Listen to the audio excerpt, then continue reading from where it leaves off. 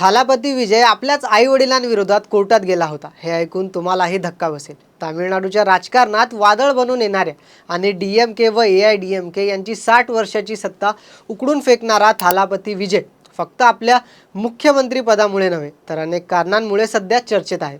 जेव्हा कोणी मीडियाच्या फोकस पॉइंटवर असतो तेव्हा त्याच्या वर्तमान काळाबरोबर त्याच्या भूतकाळातही डोकावून पाहिलं जातं। असंच काही आता थालापती विजय बरोबर देखील होताना दिसत आहे।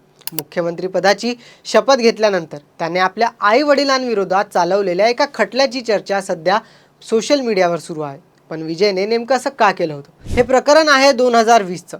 तेव्हा थालापती विजय राजकारणात आला नव्हता, परंतु चित्रपटसृष्टीतील तो एक सुपरस्टार तर होताच। विजयची फॅन फॉलोविंग वाढत चालली होती। याच फॅन फॉलोविंगचा राजकारणात चांगलाच फायदा होऊ शकतो असं विजयचे वडील एस चंद्रशेखर यांच्या लक्षात आले। हाच विचार करून नोव्हेंबर 2020ला त्यांनी विजयच्या नावाने चक्क पक्षच नोंदवला, तेही विजयला न विचारता।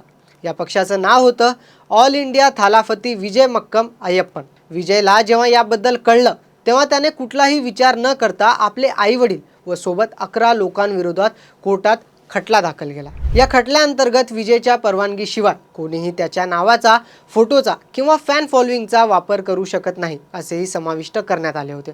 या प्रकरणानंतर विजय यांच्या आईने देखील हे मान्य केलं की विजयच्या परवानगीशिवाय पक्ष नोंदवण्यात आलेला होता। याबद्दल विजयच्या वडिलांनी देखील प्रतिक्रिया दिली होती। प्रत्येक कुटुंबात विसंवाद असतो। वडील आणि मुलांचे विचार एखाद्या विषयात वेगवेगळे असू शकतात, परंतु कुटुंब एकत्रच असतं असे ते म्हणाले होते। आपल्या वडिलांविरोधात कोर्टात गेलेले विजय अखेर राजकारणात आले असून तामिळनाडूच्या मुख्यमंत्रीपदी देखील विराजमान झाले आहेत। त्यांचा हाच रोखठोक स्वभाव त्यांच्या कार्यात दिसून येईल का? याबद्दल तुम्हाला काय वाटतं हे आम्हाला कमेंटमध्ये सांगा।